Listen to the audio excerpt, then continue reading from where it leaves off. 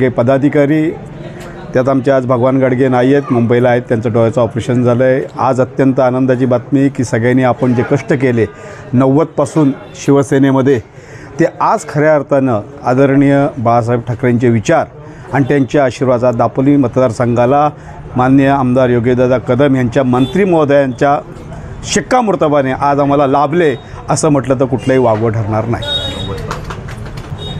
90पासूनची आमची सगळ्या शिवसैनिकांची मेहनत आज फळाला लागली। बाळासाहेबांचे आशीर्वाद आज आम्हाला मिळाले।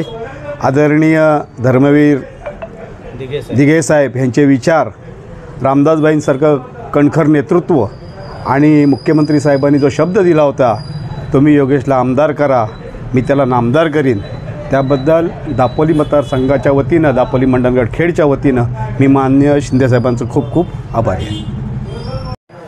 दापोली तालुक्याच्या आणि दापोली विधानसभेच्या जनतेच्या वतीने प्रथमतः मी सन्माननीय मुख्यमंत्री देवेंद्रजी फडणवीस, माजी मुख्यमंत्री, शिवसेनेचे मुख्यमंत्री आणि आत्ताचे उपमुख्यमंत्री सन्माननीय एकनाथजी शिंदेसाहेब, अजितदादा पवार आणि त्याचबरोबर रामदासभाई कदम यांचे मी प्रथमतः संपूर्ण तालुक्याच्या वतीने शिवसेनेचा तालुका प्रमुख म्हणून त्यांचे आभार व्यक्त करतो की सन्माननीय शिवसेना नेते आणि राज्याचे माजी मुख्यमंत्री, आत्ताचे उपमुख्यमंत्री सन्माननीय एकनाथजी शिंदेसाहेब यांनी दापोली विधानसभेच्या प्रचाराच्या सभेमध्ये जो शब्द दिला तो शब्द आज त्यांनी पाळलेला आहे।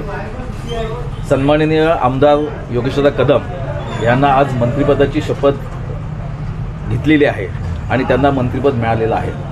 निश्चितच आहे की गेले 5 वर्ष सन्माननीय आमदार योगेश कदम यांनी सर्वांगीण विकास, मी केवळ भौतिक विकास म्हणणार नाही, सर्वांगीण विकास हे विशेषतः सामाजिक कार्य फार मोठ्या प्रमाणात केल्यामुळेच त्यांचा सुमारे 24,500 मताधिक्याने आज ते विजयी झालेले आहेत आणि त्यांनी पुन्हा दुसऱ्यांदा ते आमदार झाले आणि दुसऱ्याच आमदारकीच्या ह्या खेपेला त्यांना मंत्रिपद मिळालेलं आहे। हा तर खऱ्या अर्थानं आमच्या संपूर्ण दापोली विधानसभेला लाभलेला एक सुवर्ण क्षण आहे।